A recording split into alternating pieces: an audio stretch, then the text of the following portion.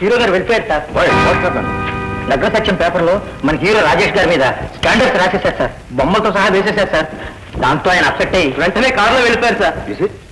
ప్రముఖ నటుడు రాజేష్ సతీమణి తెరచాటు భాగవతం. మరికొన్ని వివరాలు లోపల పేజీలో.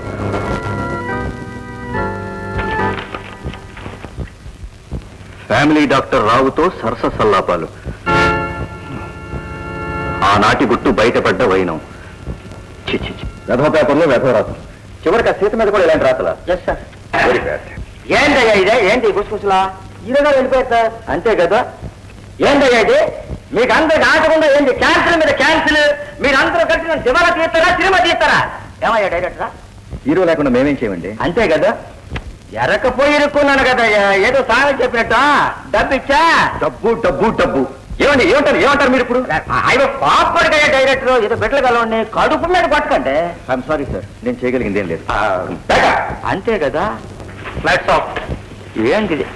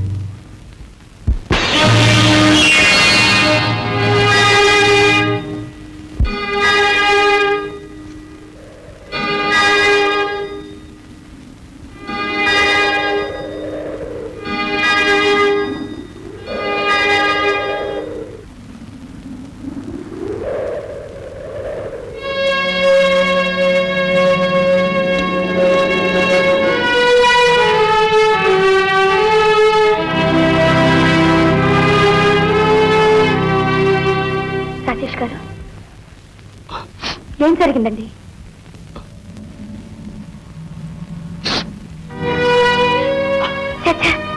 ఇదంతా అబద్ధం, అన్యాయం, కుట్ర, పన్నాగం. కాదు, వంచన. ఏమిటండి మీరు అనేది? అచ్చులో పడ్డ ప్రతి చట్టం నిజమని మీరు నమ్ముతున్నారా? మీ సీతను మీరే అనుమానిస్తున్నారా? ఎంత అన్యాయం అండి! నాడు శ్రీరామచంద్రుడు బజారు మాట విని తన సీతను అనుమానించాడు, అవమానించాడు.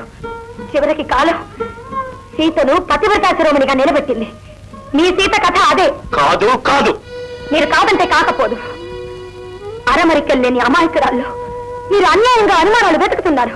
ఇది సంస్కారం కాదండి. మిమ్మల్ని ప్రేమించి మీచే ప్రేమించబడ్డ ఏ స్త్రీ అయినా మరో ఆలోచన చేస్తుందంటే అది మిమ్మల్ని మీరే అవమానించుకోవడం కాదా? చెప్పండి. శారదా, నన్ను విసిగించు.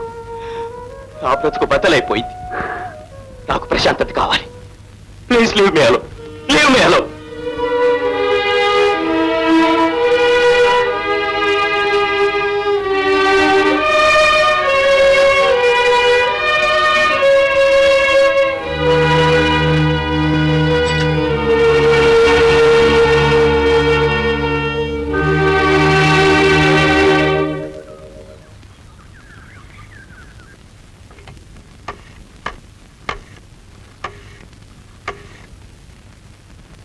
హలో హలో, కాస్త ఆనంద్ గారిని పిలుస్తారా? నేను మద్రాసు నుంచి ఆయన చెల్లెలు మాట్లాడుతున్నాను. ఆయన ఈ రోజే మద్రాసు బయలుదేరి వచ్చారండి. ఓహో, అలాగా, థ్యాంక్స్ అండి. ఇవాళ షూటింగ్ లేదు, పని ఏమి లేదన్నాడు. పొద్దున ఎక్కడికెళ్ళాడు? నాకు తెలియదండి. ఏకుజామనే కార్ తీసుకెళ్ళిపోయారు. సంపేపో, ఇవాళ నాకు డబ్బు ఇస్తానని ఇలా చేసేదేంటి? సరే, టైం ఎంత అయింది? నేను అడిగానా? వెంకట, అమ్మా, అయ్యగారు పొద్దునే వెళ్ళిపోయారా? అవునమ్మా, ఏకుజామనే చెట్టుగాడికి వెళ్ళి ఆయన కారు తీసుకుని బుర్రని వెళ్ళిపోయారమ్మా. అడుగుతున్న సమాధానం కూడా చెప్పలేదు.